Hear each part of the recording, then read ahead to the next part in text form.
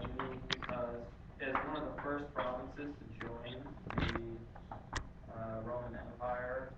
Um, a lot more Roman citizens went there and began to make villas of their own. um, as opposed to, you have a place like Gaul or Central Europe where a lot more indigenous people are making villas and emulating the Roman style. So Spain is interesting because after the Punic Wars, they held a big amount of territory, and they were just able to allot it to Roman citizens who went there. So it was more of a colony as opposed to a province. So Romans themselves were doing the villas, which meant that it's a lot more Roman and Italian in style as opposed to some of the other places which sort of develop their own indigenous or native style. Um,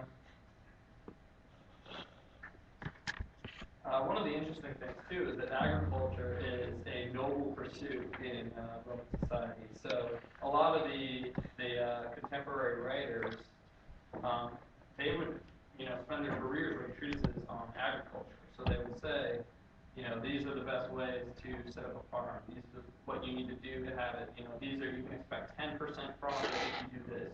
You need these kind of presses in order to do olive oil. You should set up your buildings facing the east, not the west. These are the kind of things that they focus on. Because it was an honorable profession in Rome. For that reason, the senatorial class required you to be a landholder in order to even serve in the Senate.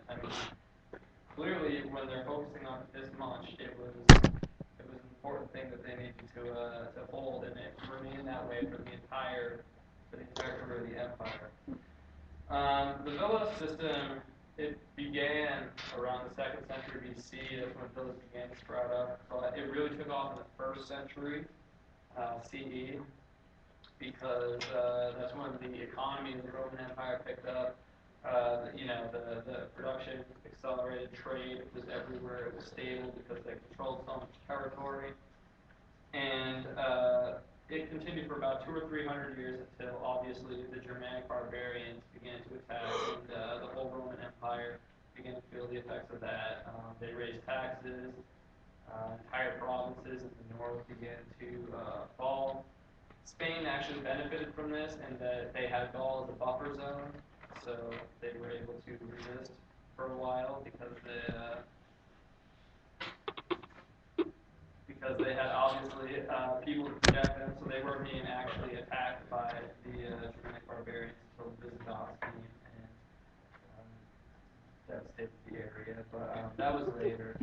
So villas were important because they had this interrelated relationship with the cities. You didn't have one with the other. Cities could only exist because there was an agricultural surplus, which means that they were able to export, because cities obviously aren't making food on their own. At most, they have a tiny vegetable garden, and otherwise, they're not making any food on their own. So you have these villas that are exported because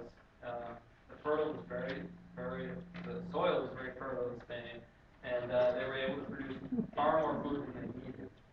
So these allowed the cities to grow, which in turn allowed the villas to grow even more and focus on the industrial practices of, olive oil and wine and all these things. Um, the villa system was basically an economic response to the needs of an empire that is primarily urban-based and politically focused. So it was, something that came about because the empire needed it to come about, but it was also something that benefited it as well, and benefited Spain by allowing it to become one of the wealthiest and most productive provinces of the empire.